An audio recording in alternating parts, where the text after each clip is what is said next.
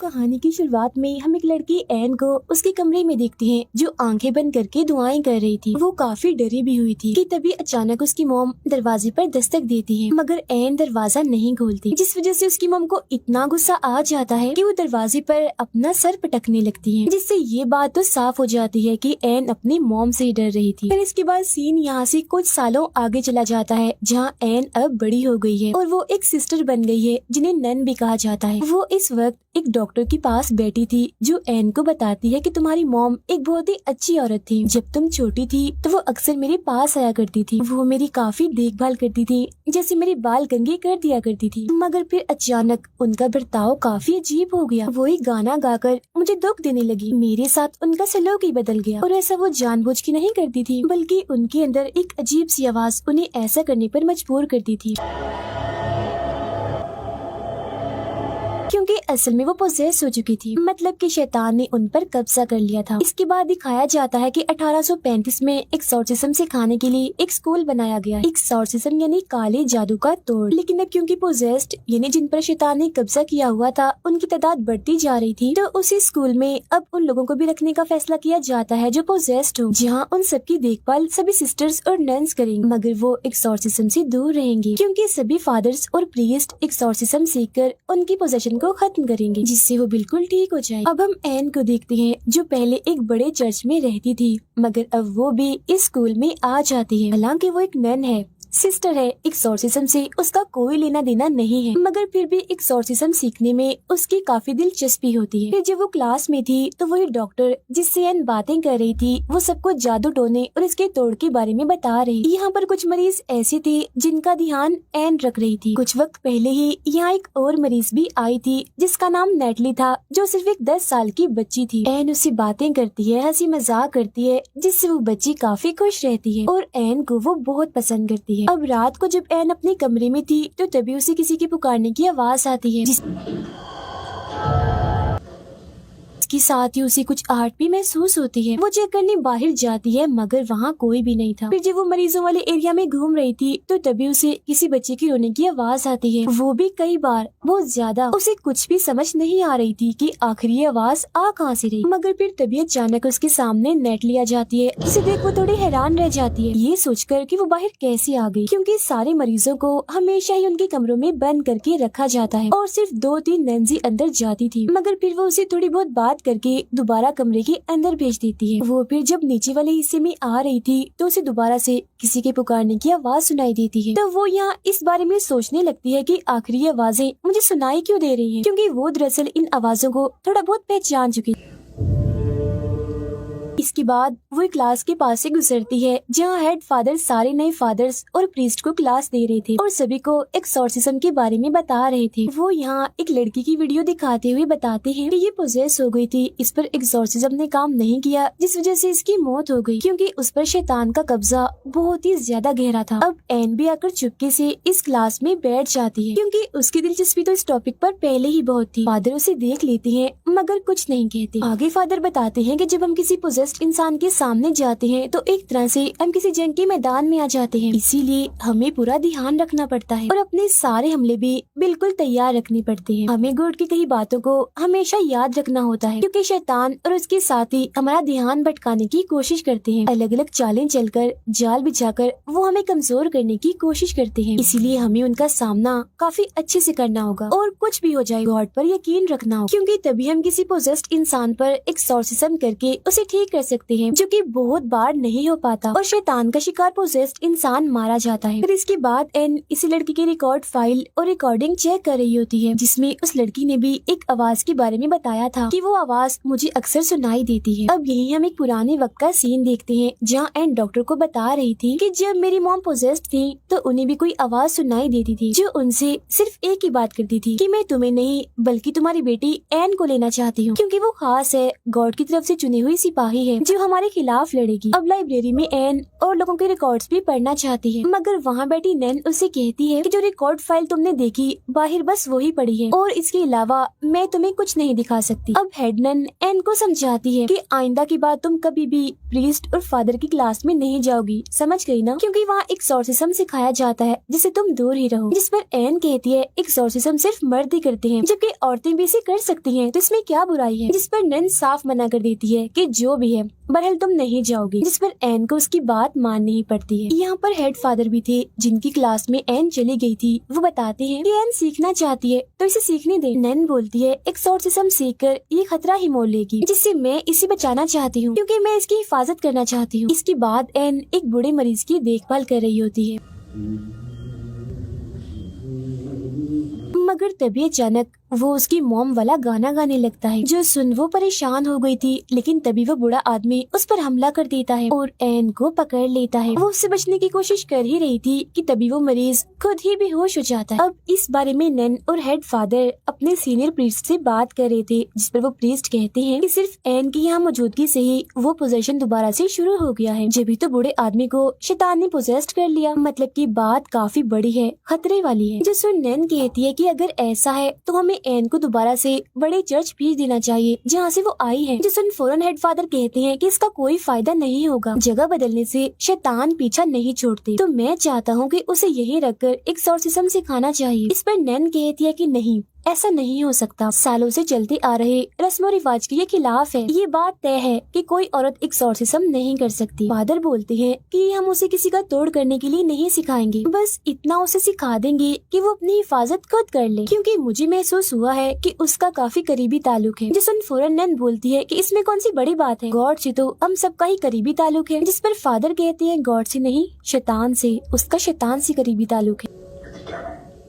फिर अगले दिन एन एक्सॉर्सिज्म वाली क्लास में जाने लगती है, जहाँ एक फादर जिसकी एन से दोस्ती हो गई थी, उसके अलावा सब इस बात से नाखुश थे। क्लास खत्म होने के बाद फादर उन्हें असली एक्सॉर्सिज्म की झलक दिखाने के लिए ऊपर वाले फ्लोर पर ले जाते हैं। ये एक ऐसी जगह थी जहाँ सबसे खतरनाक पोजीशन वाले लोगों को हिफाजती कमरों में रखा जाता है, और जिस कमरे के पास वो आए थे इसमें नेटली को रखा गया था क्योंकि उसका पोजीशन काफी बढ़ गया था। तब हेड फादर दो छोटे फादर जो अब एक्सॉर्सिज्म सीख रहे थे उन्हें इस कमरे में भेजने का फैसला करते हैं एक्सॉर्सिज्म करने के लिए, और उन्हें बताते हैं कि जिस पर तुम एक्सॉर्सिज्म करने जा रहे हो वो सबसे खतरनाक शैतान है, जो सबकी खुफिया राज, उनकी शर्मिंदगी और सभी गुनाहों को जानता है, जिन्हें वो फिर उस इंसान के खिलाफ इस्तेमाल करता है जिसके अंदर वो होता है, और ऐसा करके वो उसकी आत्मा को तोड़ता है। तो तुम इस चीज का खास ध्यान रखना। फिर इसके बाद वो एक्सॉर्सिज्म करने के लिए उस कमरे के अंदर चले जाते हैं और अपने जादुई अल्फाज और मंत्र पढ़ने लगते हैं, लेकिन पोजेस्ड हुई नेटली पर इनका कोई असर नहीं होता।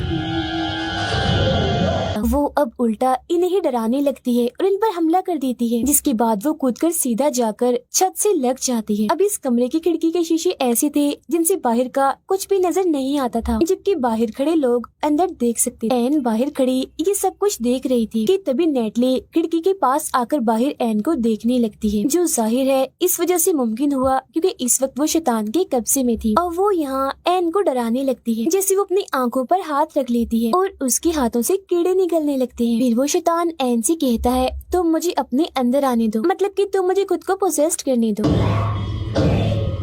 फिर वो फौरन ही फादर कमरे के अंदर आ जाते हैं क्योंकि बात अब बस से बाहर हो गई थी, मगर पोजेस्ड नेटली उन पर भी हमला कर देती है, जिसके बाद अब एन अंदर आती है और उससे बात करने लगती है। वो कहती है संभालो खुद को और जल्दी करो, होश में आओ। तब उसकी ये बात नेटली पर असर भी करती है क्योंकि वो फौरन ही होश में आने लगी थी, मगर तभी अचानक उसके अपने ही बाल उसके मुंह में जाने लगते हैं, लेकिन उन बालों को दोनों छोटे फादर्स पकड़ लेते हैं, जबकि हेड फादर फिर अपने मंत्र और जादुई अल्फाज पढ़ने लगते हैं, जिसके साथ ही नेटली फौरन होश में आ जाती है और वो उसके बाल बाहर निकालते हैं जिन्हें एक शैतानी हाथ में पकड़ा हुआ था क्योंकि शैतान उसके अंदर था। फिर अब कुछ वक्त के बाद दोनों छोटे फादर और एन आपस में बात कर रहे होते हैं क्योंकि तीनों की काफी अच्छी दोस्ती हो गई। उनमें से एक फादर कहता है कि एन का तरीका काम कर गया क्योंकि कहीं न कहीं नेटली उस पोजीशन में मौजूद थी जिसने तुम्हारी बात सुन ली और होश में आने की कोशिश की। ये कहकर वो उसे अपनी बहन के बारे में बताने लगता है कि मेरी बहन की शादी हुई थी, उसका बच्चा जब होने वाला था तो किसी वजह से बच्चा उसने खो दिया, जिसमें कहीं न कहीं मेरी बहन की भी गलती है, जिस वजह से वो हर वक्त सदमे में शर्मिंदगी में रहती है और मैं उसकी वजह से बहुत परेशान। फिर अब रात के वक्त एन को एक बुरा सपना आता है जिसमें उसकी माँ ही उसे डराती है, जिससे एन भी काफी परेशान हो गई थी। इसके बाद वो नेटली के पास जाती है और पूछती है कि अब तुम्हें कैसा महसूस हो रहा है, जिस पर नेटली बताती है कि मुझे एक बुरा सपना आया था जिसमें मैंने एक जगह देखी जहाँ पर बहुत सारे लोग थे। वो सभी लोग चिल्ला रहे थे, साथ ही साथ एक आवाज भी सुनाई दे रही थी। वो मुझे काफी डरावनी चीजें भी दिखा रहे थे, डरा रहे थे और वैसे करने को कह रहे थे जैसा वो लोग कर रहे थे। और एन, वहाँ मैंने तुम्हें भी देखा, तुम भी चिल्ला रही थी। जिस सुन एन थोड़ा और परेशान हो जाती है। फिर इसके बाद वो अपने नोट्स बना रही होती है कि जब इंसान पोजेस्ड होता है तो उन्हें क्या महसूस होता है, उनके साथ होता क्या। अपने फादर दोस्त की मदद से वो उन फाइल्स को भी देख लेती है जो देखना मना था, जिससे उसे पता चलता है कि बहुत सारे लोगों की हालत पोजेस्ड होने के बाद सीरियस हो जाती है। फिर उन्हें एक्सोर्सिज्म वाले इस स्कूल में भेज दिया जाता है, मगर यहाँ भी वो ठीक नहीं हो पाते और मारे जाते हैं। ये जानकर एन काफी परेशान हो जाती है क्योंकि नेटली की हालत अब दिन ब दिन खराब होती जा रही थी। फिर उसे पोजेशन से बची एक लड़की का इंटरव्यू मिलता है जिसमें वो बताती है कि मैं बच तो गई थी मगर पोजेशन में मैंने अपने साथ बहुत गलत किया था, मतलब कि खुद को नुकसान पहुंचाया, अपना चेहरा तक बिगाड़ लिया था। मैंने ऐसा कदम इसीलिए उठाया क्योंकि जो मेरे अंदर का शैतान था जिसने मुझे पोजेस्ट किया हुआ था, उसने मुझे मेरे गुनाहों और शर्मिंदगी का एहसास दिलाया और आज भी मैं उसी शर्मिंदगी में जी रही हूँ। अब हमें माजी का एक सीन दिखाया जाता है जहाँ एन की मोम पोजेशन में थी और उस पर हमला करने की कोशिश कर रही थी, मगर फिर अचानक से उसकी मोम ने अपनी ही जान ले ली। अब एन हेड फादर के पास आती है और उन्हें बताती है कि पोजेशन के टाइम पर शैतान उस इंसान की शर्मिंदगी और गुनाहों को इस्तेमाल करता है और जब वो इंसान अपनी शर्मिंदगी और गुनाहों पर पूरी तरह से टूट जाता है तब वो इंसान उस पर कब्जा कर लेता है। ऐसा करके वो जीत जाता है और पोजेस्ड हुए इंसान को फिर चाहे जहाँ भी भेजा जाए उसकी मौत ही होगी क्योंकि शैतान तो पहले ही जीत चुका है। इसीलिए एक्सोर्सिज्म के दौरान हमें लोगों को अंदर से मजबूत करना होगा कि वो लोग अपनी शर्मिंदगी और गुनाहों से ना टूटे, जिस वजह से वो लोग बच जाएंगे, एक्सोर्सिज्म कामयाब हो जाएगा। अब उसकी ये बातें हेड फादर को जरा भी समझ नहीं आती। उनका यहाँ सिर्फ एक ही सवाल था कि आखिर एक 10 साल की बच्ची को क्या शर्मिंदगी और क्या गुनाहों का एहसास होगा, क्योंकि बच्चे तो मासूम होते हैं, मन के पाक साफ होते हैं। तो फिर नेटली के केस में आखिर शैतान ने कैसे उस पर कब्जा किया हुआ है, अब इसका जवाब किसी के पास नहीं था, मगर जो इसकी वजह थी वो काफी बड़ी थी जिस बारे में हमें थोड़ी देर में पता लगने वाला है। अब एन की बातें यहाँ उसके फादर दोस्त ने सुन ली थी और वो उसे कहता है कि मेरी बहन जिसने बच्चे को खोया था, मैंने जिसके बारे में तुम्हें बताया था, वो भी अब पोजेस्ड हो चुकी है, तो तुम उसकी मदद कर दो ताकि उसकी जान छूट जाए। जिस पर वो मान भी जाती है और ये दोनों उस फादर के घर आ जाते हैं जहाँ एन उसकी बहन से बात करती है। उसका भाई यानी फादर एक्सोर्सिज्म शुरू करता है तो पता चलता है कि उसकी बहन को भी अपना बच्चा खोने की वजह से शर्मिंदगी और गुनाहों का एहसास था और वो काफी दुखी भी थी और इन्हीं सब चीजों का इस्तेमाल करके शैतान उसे परेशान कर रहा है। जब एन उसे संभालती है, कहती है तुम बिल्कुल ठीक हो और गॉड की नजर में भी तुम बिल्कुल पाक साफ हो, गलत नहीं हो और वो तुमसे अभी भी प्यार करती। ये बातें सुनकर उसकी बहन खुश हो जाती है जिससे जाहिर है उनकी जीत हो रही थी। अब खुद को हारता हुआ देखकर शैतान चिढ़ जाता है और अब वो आसपास की चीजों से इन पर हमला करने लगता है, मगर अब तक उसकी बहन ने अपने बारे में गलत सोचना बंद कर दिया था जिस वजह से वो बिल्कुल ठीक हो गई थी, जो देखकर वो तीनों ही काफी खुश हो जाते हैं क्योंकि ऐसा करके उन्होंने पहली जान तो बचा ली। फिर इसके बाद एन और उसका फादर दोस्त बाहर बैठकर बातें कर रहे थे जहाँ एन उसे अब अपने बारे में बताती है कि मेरी मोम की मौत के बाद मैं बिल्कुल अकेली हो गई थी, जिसके बाद एक काफी अमीर फैमिली ने मुझे गोद ले लिया, मगर जब मैं 15 साल की हुई तो मुझे नशे की लत लग गई और मैं गलत रास्तों पर निकल पड़ी, जिसके बाद मेरे साथ पता नहीं क्या हुआ, मुझे याद नहीं, पर मैं प्रेग्नेंट हो गई, मतलब कि मैं माँ बनने वाली थी, जिस वजह से मेरी जिंदगी में काफी मुश्किलें आई क्योंकि मेरी इस हरकत की वजह से उस फैमिली ने मुझे घर से निकाल दिया था। जिसके बाद मुझे सहारा दिया नन्स और सिस्टर्स ने, जहाँ मेरी बेटी पैदा हुई जिसे मैं पालना नहीं चाहती थी। फिर मैंने दुखी मन से अपनी बच्ची को छोड़ दिया था और उन्हीं नन्स ने उसे गोद ले लिया था, जिसके बाद मैंने भी ये फैसला किया कि अब मैं भी इन्हीं की तरह ही एक नन, एक सिस्टर बनूंगी और पूरी इंसानियत की खिदमत करूंगी। और अपनी बच्ची को छोड़ते वक्त मैंने उसके पास एक लॉकेट छोड़ा था जो कि क्रॉस का था, जो बचपन से ही मेरे पास रहा था क्योंकि मेरी मॉम ने ही मुझे दिया था और तभी से मैं दुआएं मांग रही हूँ कि गॉड मुझे मेरे किए के लिए माफ कर दे। जिस वो फादर कहते हैं कि मेरा ख्याल है गॉड तुम्हें माफ कर चुके हैं क्योंकि कई बार मैंने इस बात की झलक तुम्हारे अंदर देखी है। इसके बाद जब एन अपने कमरे में थी तो उसे अपनी मॉम के ख्याल आने लगते हैं। उसकी आंख से भी नोकदार कोई चीज बाहर आती है जिससे वो थोड़ा परेशान हो गई थी।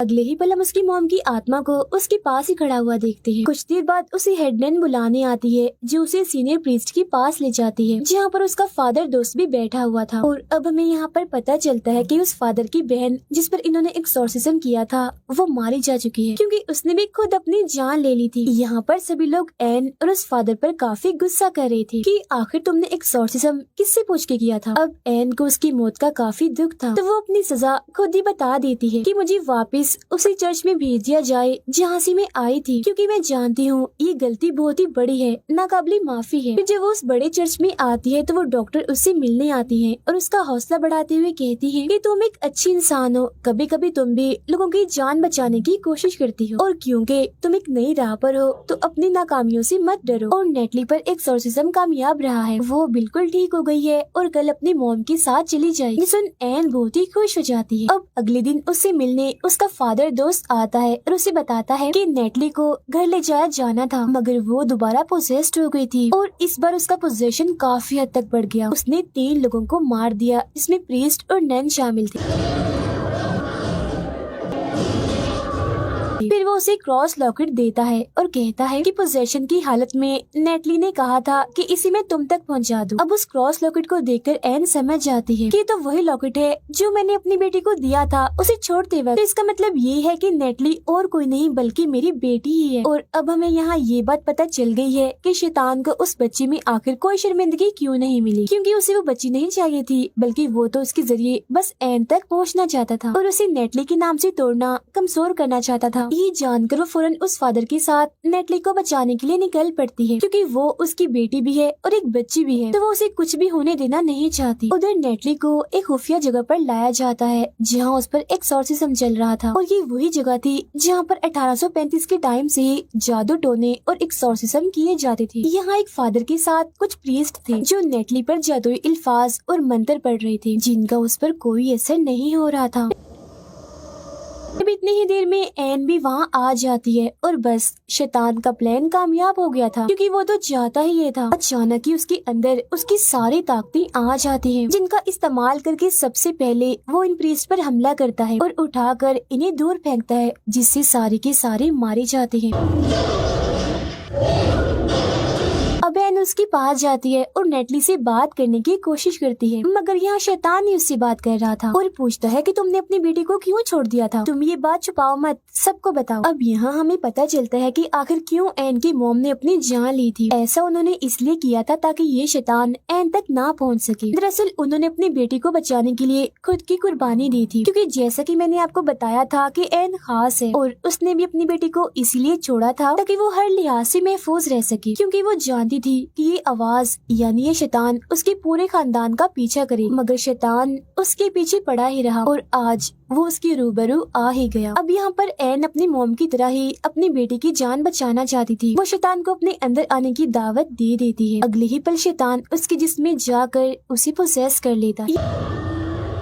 ये देख एक फादर नेटली की जान बचाने के लिए उसे यहाँ से लेकर भागने लगता है मगर यहाँ के सारे दरवाजे अपने आप ही बंद हो जाते हैं, इसीलिए वो उसे छोटी सी जगह से बाहर निकालकर छुपने का कहता है। अब एन जिसे कोई होश नहीं था क्योंकि वो पोजेस्ड थी अपनी ही बेटी को मारने के लिए आ रही होती है। हालांकि फादर उसे रोकने की कोशिश भी करते हैं मगर वो पहले ही बाहर आ चुकी थी। वो नेटली को पकड़कर एक तालाब में डबोने लगती जो कोई आम पानी नहीं था बल्कि होली वाटर था। अब एन तो पूरी तरह से पोजेस्ड है जबकि फादर अंदर बंद है। तो नेटली को कौन बचाने आएगा? तो उसे यहाँ बचाने के लिए आती है उसकी नानी यानी कि एन की मॉम जो हमेशा से ही उसके पास थी क्योंकि वो उसकी हिफाजत कर रही। तो अब यहाँ एन थोड़ा थोड़ा पोजेशन से बाहर आने लगती है। उसे अपनी फैमिली और अपनी मॉम के साथ गुजारे सभी अच्छे पल याद आने लगते हैं।